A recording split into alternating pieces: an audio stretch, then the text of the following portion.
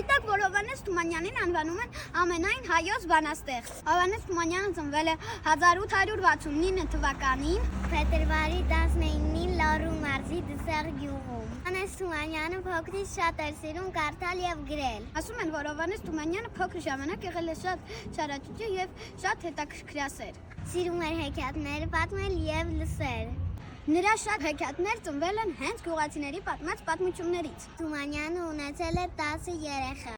Նա ոչ միայն գրող էր, այլև շատ բարի մարդ, օգնում էր ուրիշներին։ Թումանյանը գրել է հեքիաթներ, բանաստեղծություններ եւ պոեմներ։ Նրա ստեղծագործությունները թարգմանվել են բազմաթիվ լեզուներով եւ մինչ օրս նրանք ապրում են եւ սիրված բոլորի կողմից։ Նրա հայտնի ստեղծագործություններից են Սուտլիկ Որսկանը, Չարի վերջը, Միկատին մեղրը, Մարոն, Գիքորը, Անուշը։ Նրա սիրտը հիմա Դսեղում է։ Թումանյանի սիրտը թաղված է հայրենի գյուղում, քանի որ նա շատ էր սիրում իր ծննդավայրը։